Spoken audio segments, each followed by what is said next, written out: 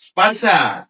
We are the best. Prestasi. Yes. Juara Pasti. Oke.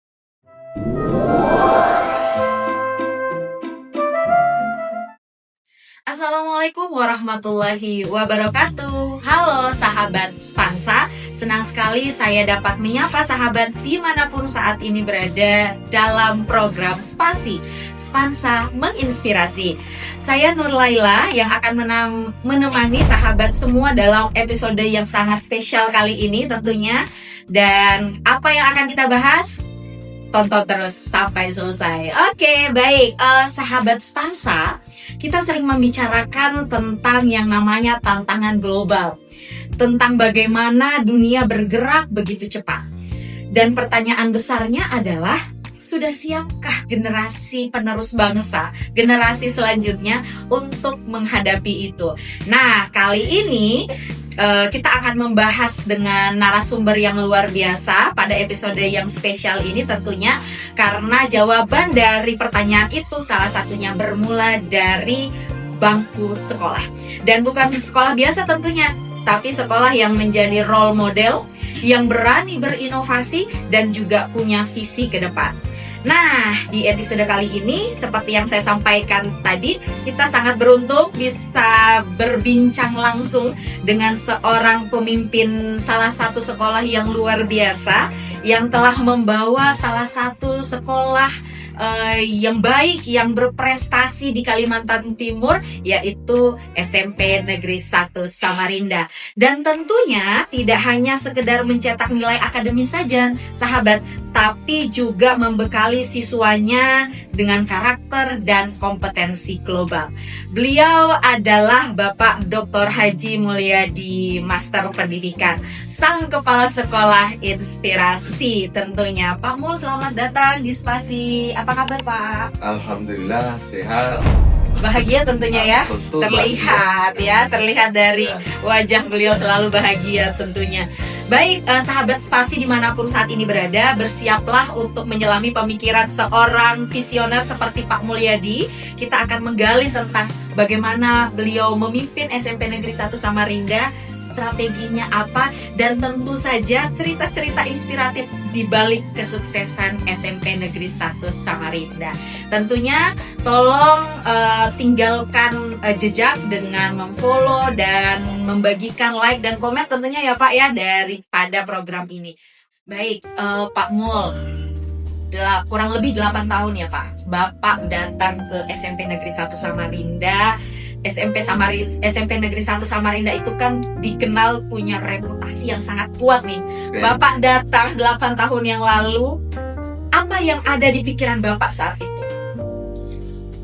Assalamualaikum warahmatullahi wabarakatuh. Saya bertugas di SMP 1 memang hampir 8 tahun ya, tepatnya 7 tahun 9 bulan. Pada waktu saya di SMP 1, tepatnya tanggal 11 Maret tahun 2018, yang terpikirkan adalah bagaimana memajukan SMP 1. Jadi sebelum masuk ke SMP 1, saya sudah memiliki gambaran seperti apa SMP 1 ke depannya dan melihat kelebihan dan kekurangan di SMP 1. Saya mengetahui bahwa SMP 1 selama 5 tahun itu mengalami penurunan prestasi mulai tahun 2013 sampai tahun 2017 itu prestasinya 5 tahun berturut-turut turun gratis ujian nasional. Maka saya berpikir bagaimana 5 tahun turun ini saya masuk harus langsung bisa naik. Maka saya berpikir untuk mengembangkan SMP 1 sebagai sekolah prestasi. Jadi sebelum menginjakkan kaki ke SMP 1, saya sudah membuat suatu draft program untuk memajukan SMP 1 yang kemudian kita konfirmasi kepada tim yang ada di SMP 1, yaitu menetapkan SMP 1 sebagai sekolah prestasi. Nah, prestasi tersebut adalah pertama, P-nya itu adalah pembelajar, yang kedua adalah R-nya itu adalah religius, E-nya itu adalah efektif, S-nya itu adalah sosial, T-nya itu tangguh, A-nya itu amanah, S-nya itu sidik, I-nya ada inovatif. Jadi semua gerakan di SMP 1 bagaimana meningkatkan moral kinerja dan kinerja moral dan kinerja moral tadi ya, itu harus kita tingkatkan betul. Bagaimana sebagai seorang siswa itu pembelajar, gurunya juga pembelajar, siswanya juga religius, siswanya juga tangguh, gurunya tangguh dan inovatif. Maka dari situlah kita jabarkan ke dalam suatu program dan juga langsung kita buat yel-yelnya. Di SMP 1 sudah ada yel, kalau Spansa we are the best, kurang lengkap saya lengkapi, prestasi yes, juara pasti. Itu awalnya ya, awalnya menetapkan diri sebagai sebuah prestasi, memberikan kepercayaan pada warga sekolah bahwa SMP 1 harus unggul, jangan kalah dengan sekolah lain.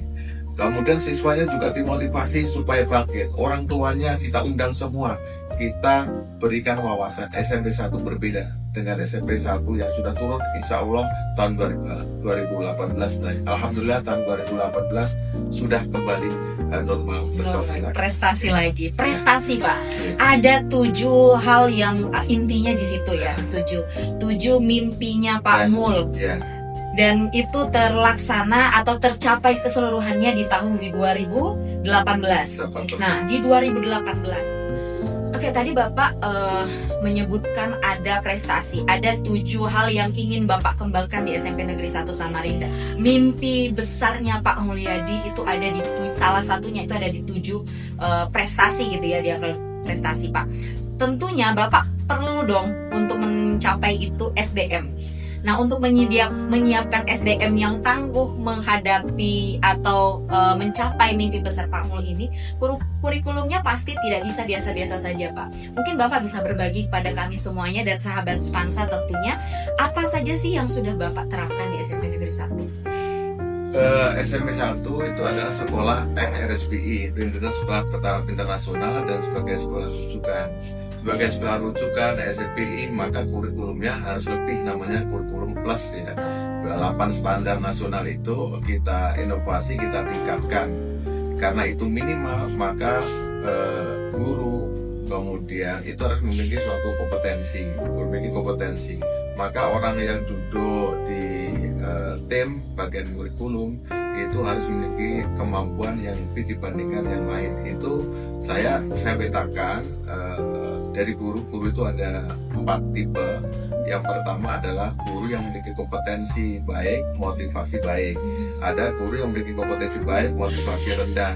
Ada guru yang memiliki motivasi tinggi, kompetensinya kurang. Yang terakhir ada guru kompetensinya rendah, motivasinya rendah. Jadi tim kami itu saya pastikan ada orang guru yang memiliki prestasi, memiliki karakter baik dan kompetensi baik, itu menjadikan suatu tim yang di kurikulum ya.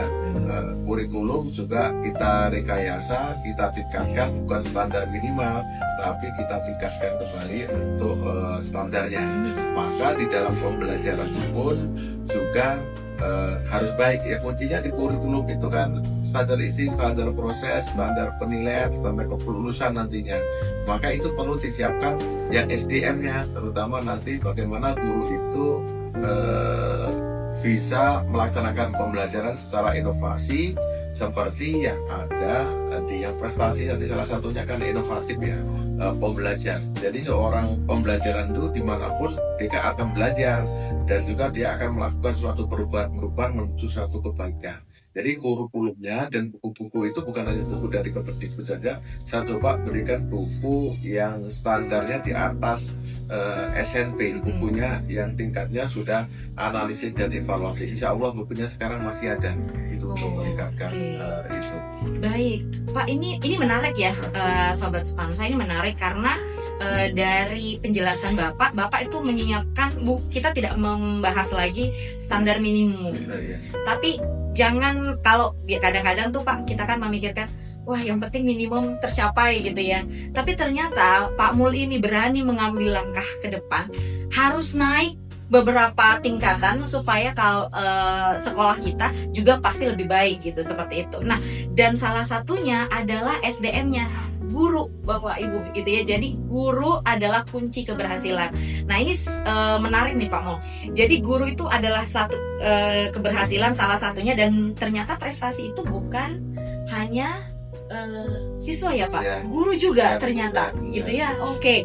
Nah, strategi apa nih yang Bapak lakukan nih, ya untuk membangun dan memberdayakan tim guru agar agar Bapak Ibu guru di SMP Negeri 1 juga memiliki mindset seperti Bapak, seperti itu.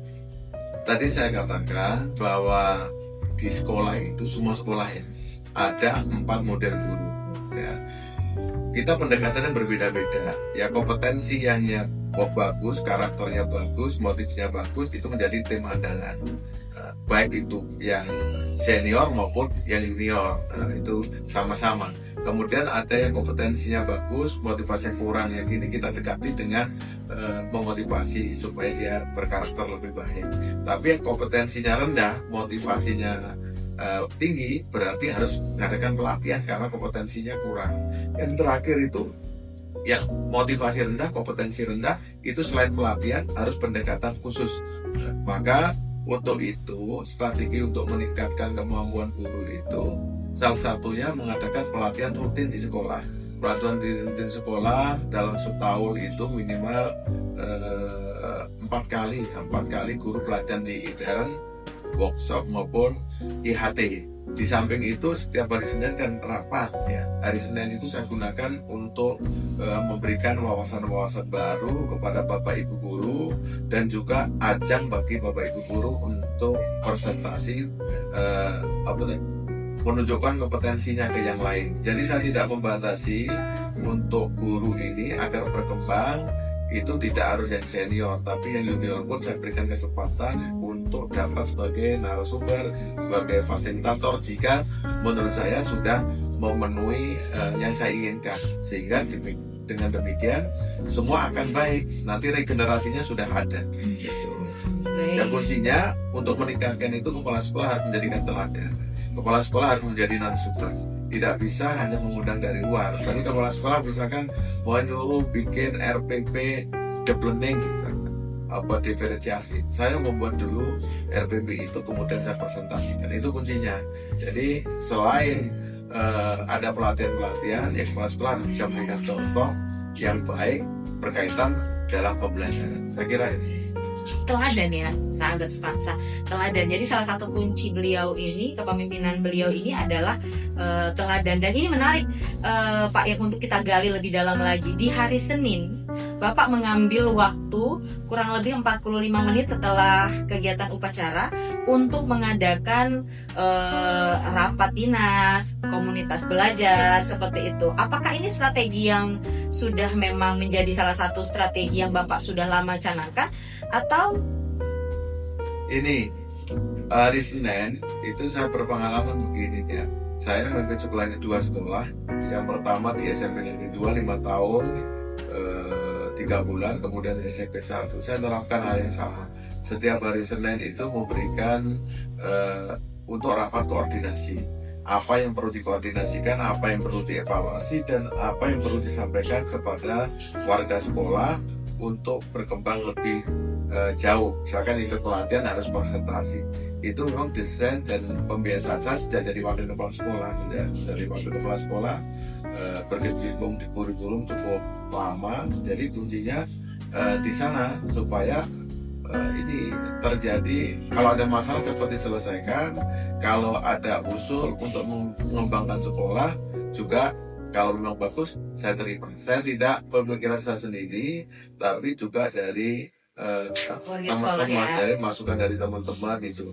Jadi berkembang terus ya. Di SMP 1 itu berkembang. Yang pertamanya sebagai sekolah prestasi, kemudian sekolah riset, ya, sekolah penggerak, itu berkembang tidak dengan sendirinya, itu tidak berkembang sesuai dengan kebutuhan. Pikirnya setiap perkembangan ya harus kita ikuti, karena prinsipnya gini, perubahan itu suatu keharusan.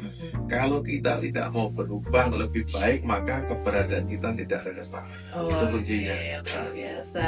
Perubahan ya Pak, saya ambil kata kuncinya perubahan. Kalau kita bicara tentang perubahan, salah satunya adalah teknologi nih Pak. Nah, di SMP Negeri 1 Samarinda saya penasaran nih membahas tentang teknologi. Teknologi bukan hanya kepada guru-guru, tapi juga ke murid.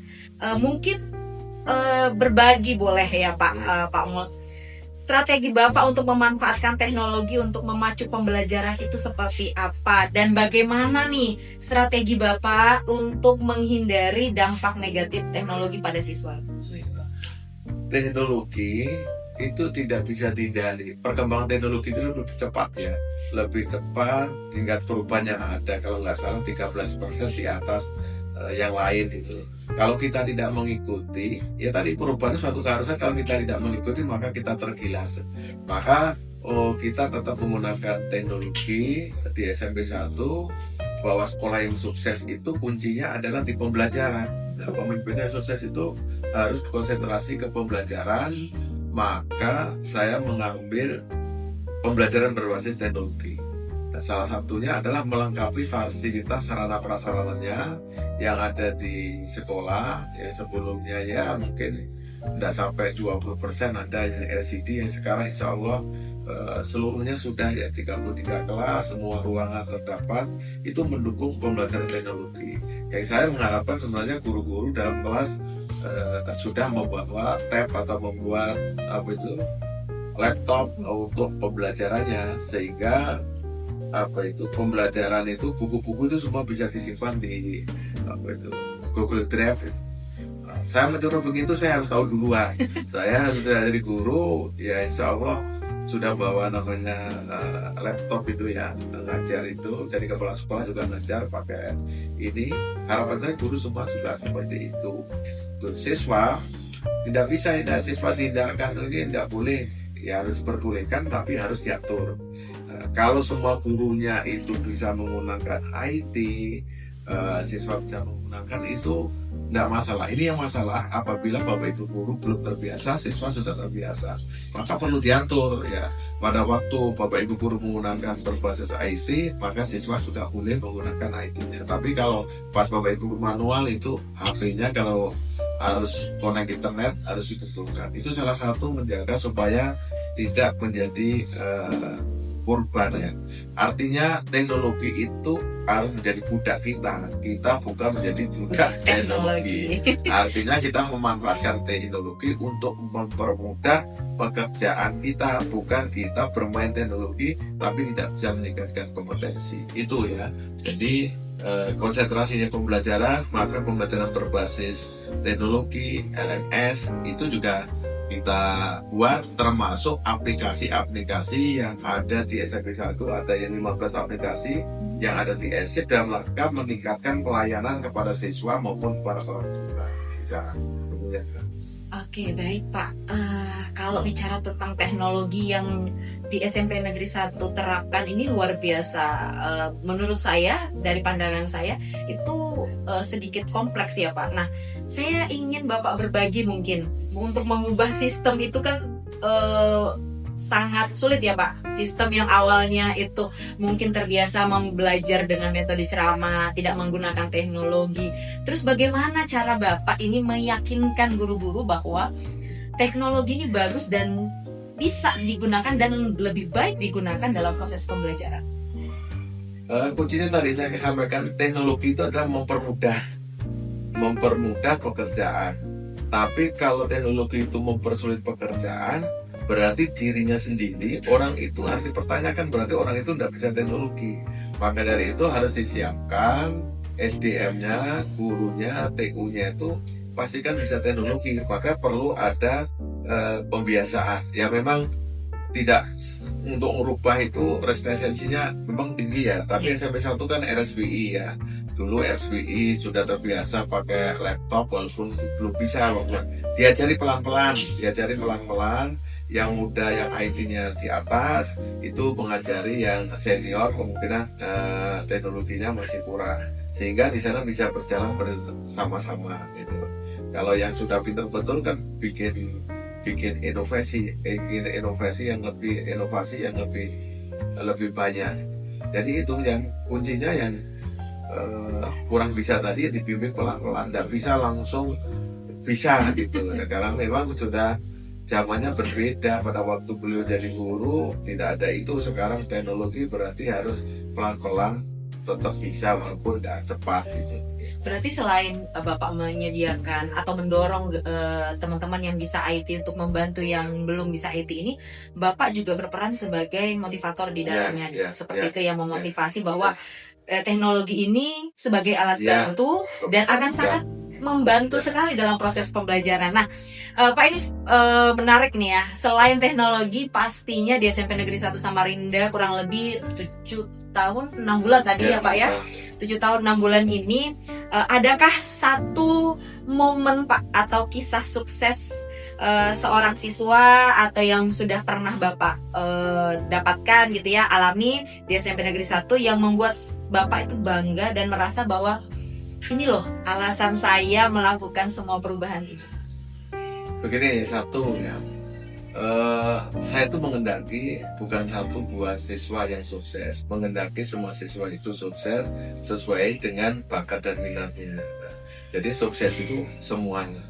Tahun 2018 awal masuk di SMP 1. Tadi saya sampaikan nilai ujian nasional itu menurun selama 5 tahun bagaimana menaikkan. Nah, ini saya bekerja sama dengan Bapak Ibu guru, bekerja sama dengan orang tua siswa, membuat kekompakan bagaimana naik. Alhamdulillah tahun 2018, 3 bulan saya menduduki kepala sekolah, itu nilai pun naik lagi. Berarti kan kesuksesan itu ya, khususnya kan rata-ratanya naik dan 5 tahun turun naik. Kemudian tahun 2019 itu sudah nilai rata-rata ujian nasional tertinggi di Samarinda untuk sekolah negeri yang sebelumnya urutan ke-5 menjadi urutan ke-1 lagi, mengalahkan sekolah yang sebelumnya saya pilih. Itu suatu kesuksesan bagi saya, bagaimana bisa membangun kembali yang sebelumnya sudah terpuruk, bangkit kembali. Di samping itu juga kesuksesan lain, misalkan program kelas tahfiz Al-Quran yang lebih duluan ya, masuk kelas tahfiz Al-Quran surat Al-Baqarah. Banyak anak-anak yang hafal surat Al-Baqarah yang kemudian dites juga baik, bisa dengan baik. Itu suatu kesenangan tersendiri karena semua kebijakan itu pikirkan dampaknya selain untuk siswa, dampak akhirat itu ada. Itu justru yang terus menerus.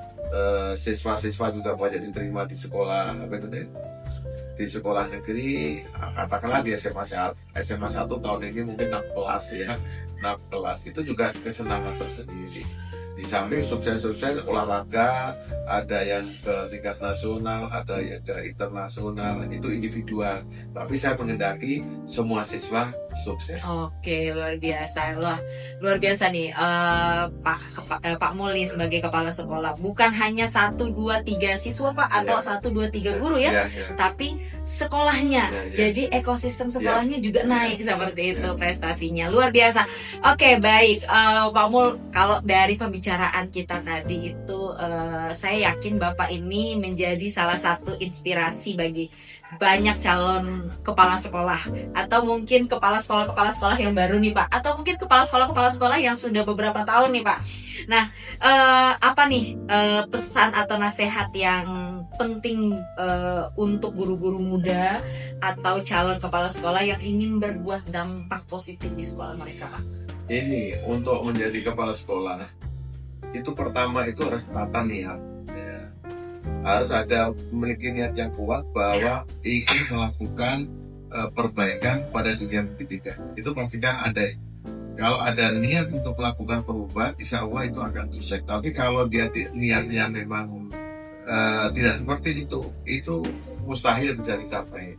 Jadi pertama harus niat, dan niat itu harus terus dicek, betulkah saya memiliki niat untuk mengubah suatu pendidikan, terutama sekolah yang dipimpin. Kalau sudah niatnya baik, maka yang pertama adalah harus memotret kondisi sekolah. Dalam standar itu, apa kelebihannya, kekurangannya, baru membuat strategi. Kalau kelemahannya A, maka A itu bagaimana supaya naik, B itu bagaimana bisa naik, dan terus melakukan inovasi. Kalau tidak melakukan inovasi, paling jadi kepala sekolah 2 tahun sudah pusat. Jadi harus ada inovasi baru untuk meningkatkan mutu pendidikan di sekolah. Yang pertama tadi niat untuk mematukan dunia pendidikan, yang kedua itu melakukan inovasi, yang ketiga terus belajar aktif di komunitas. Itu kalau ingin sukses, terutama di kepala sekolah. Saya kira ini. Berarti tidak ada kepentingan pribadi Ya, di dalamnya gitu ya. Kalau ada kepentingan berarti paling ya minimal 5% aja maksimalnya. Nah, ini baru 5% itu memang konsentrasi untuk ini pada sekolah. Gitu. Ya, ini jadi fenomena ya Pak, karena ada oknum-oknum kepala sekolah tuh yang kadang hanya fokus kepada lingkungan, hanya fokus ada yang hanya prestasi, tapi sahabat Spansa, Pak Mul ini fokusnya keseluruhan gitu ya, mulai dari lingkungan sekolah, terus juga lingkungan pembelajaran, akademik, non akademik. Jadi beliau dan juga lebih ininya lagi karakternya gitu ya Pak ya. Jadi membangun semuanya secara keseluruhan dan bersamaan. Wah, luar biasa. Nah, terakhir nih Pak dari saya, untuk kita berikan informasi kepada sahabat Spasi dimanapun saat ini berada, jika boleh bermimpi nih Pak Mul, seperti apa sih wajah SMP Negeri 1 Samarinda 5 tahun yang akan datang, dan kalau dilihat dari mimpi Pak Mul, dan seperti apa nih profil lulusan ideal yang Bapak impikan? Satu, pertama, mimpi saya harus mimpi itu harus diwujudkan dalam visi dan misi sekolah. Ya, itu 5 tahun kebetulan visi dan misi sekolah baru saja dengan tim kita buat. Visinya itu terwujudnya lulusan yang menguasai intek, berkarakter, peduli lingkungan, berdasarkan iman dan takwa. Maka untuk 5 tahun ke depan, pastikan lulusan SMP 1 itu menguasai ilmu pengetahuan dan teknologi. Berarti penggunaan teknologi informatika itu betul-betul digunakan dalam pelayanan di sekolah maupun di pembelajaran. Karakter 5 tahun ke depan harus mencerminkan 8 dimensi itu, ya, kepada iman dan takwa, kemudian C4, kritis, kreatif, inovatif dan sebagainya itu harus diwujudkan. Maka fokusnya 5 tahun ke depan harus itu. Ya, 5 tahun ke depan peduli lingkungan itu bukan hanya lingkungan fisik, tapi juga lingkungan sekolah, iklim sekolah, hubungan antar guru, hubungan antar siswa, berbasis digital, kemudian siswanya sesuai dengan profil lulusan plus. Profil lulusan plus itu artinya apa? Ada tambahan-tambahan, misalkan ada yang muslim, ada yang memahami Al-Quran, dan bacaannya Al-Quran bagus, karakternya bagus, kemudian risetnya juga bagus, kemudian bahasa Inggrisnya juga bagus. Dari plusnya tadi yang tadi profilnya itu kan profil 8 dimensi, tapi ada plusnya di SMP 1 yang harus tercapai. 1, setiap siswa yang muslim bisa membaca Al-Quran, bisa hafal surat Al-Baqarah, yang non-muslim bisa dengan agamanya. Yang kedua, harus ada kelebihan bahasa Inggrisnya. Yang ketiga, pola pikirnya harus pola pikir riset, artinya pergerakan fakta dan bisa melakukan analisis. Inilah perbedaan dengan sekolah lain yang tidak. Saya kira itu kedepannya harus sudah seperti itu anak-anak. Dan anaknya tentunya berkarakter disiplin. Betul sekali. Jangan lupa karakternya ya Pak Mul ya, karena kalau misalnya sudah ada ilmu, sudah ada keterampilan, tapi nggak ada karakter juga akan sama. Terima kasih untuk Pak Mul, untuk waktunya, energinya, insight-nya yang sangat berharga pada episode kali ini. Sangat terasa Pak, kalau saya pribadi tuh sangat terasa passion dan dedikasi Bapak untuk SMP Negeri 1 Samarinda. Nah, pendengar Spasi dimanapun saat ini berada, gimana nih? Pasti banyak sekali kan informasi yang bisa kita dapatkan dan mungkin juga bisa kita renungkan bersama gitu ya, bahwa menyiapkan generasi muda kita khususnya di SMP Negeri 1 bukan hanya tentang mengisi kepala mereka dengan ilmu, tapi juga mempersenjatai mereka dengan karakter, keterampilan, dan tadi Pak Mul sudah sampaikan mindset yang tangguh untuk menghadapi dunia. Oke, baik. Kita semua diajak nih tadi oleh Pak Mul. Katanya tadi ada yel-yel Pak Mul. Mungkin boleh ya Pak Mul bisa memimpin yel-yel kita pada episode kali ini. Silahkan Pak. Jadi yel-yel ini selalu saya sampaikan pada anak-anak pada waktu upacara, pada bapak guru, dan pada orang tua siswa dan para tamu yang datang di SMP 1 untuk memberi semangat. Yaitu yel-yelnya Spansa, we are the best. Prestasi, yes. Juara, pasti. Oke, siap ya bersama-sama ya. Oke, mungkin boleh dimulai lagi, Pak. Spansa, We are the best. prestasi, Yes. juara, Pasti, oke, pasti juara Spansa. Oke, baik sahabat Spansa dan dimanapun saat ini berada, mungkin cukup untuk episode kali ini. Terima kasih Pak Mul, luar biasa. Terima kasih atas informasinya. Dan jika sahabat Spansa terinspirasi dengan podcast kali ini, jangan ragu untuk membagikan dan memberikan komentar yang membangun di bawah ini, gitu ya. Dan selalu ikuti semua sosial media dari Spansa. Ada nanti kami akan menampilkan ya di layar teman-teman semuanya. Dan saya Nur Laila dan tim yang bertugas pada episode kali ini mohon undur diri dan terima kasih. Salam spasi. Assalamualaikum warahmatullahi wabarakatuh. Waalaikumsalam.